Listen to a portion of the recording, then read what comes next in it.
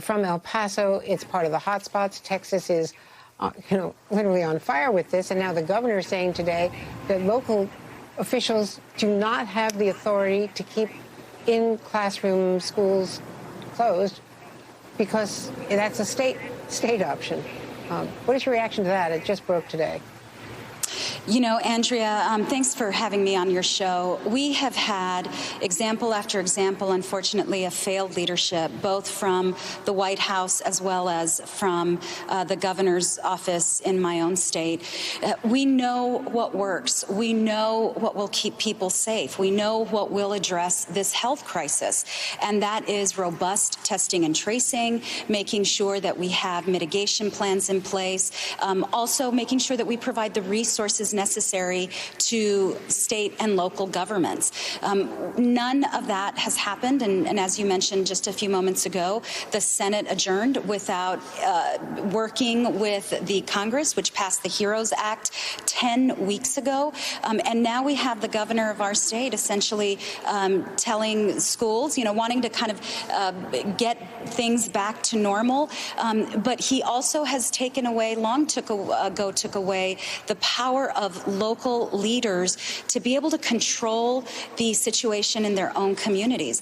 My view is if you're not going to lead, then at least let others lead. Allow local governments the power that they need in order to keep their communities safe.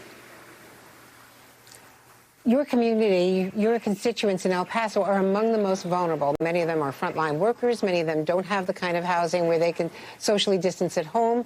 And they are people of color who often have underlying conditions, poor nutrition. They are more affected by COVID than other communities.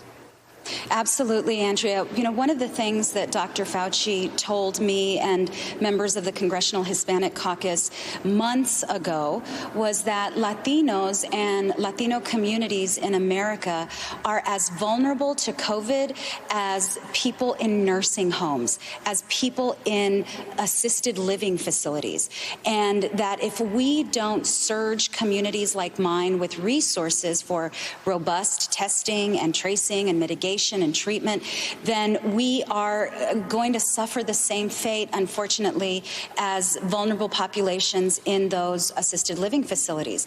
What we've seen in Texas is that Latinos are getting sicker at higher rates. We're dying at higher rates. El Paso, for some time, has been among the highest. We've had among the highest deaths per capita in the state, a state that already has seen itself become a hot spot soon after reopening. Communities also like El Paso, Andrea, on the border, we have additional challenges.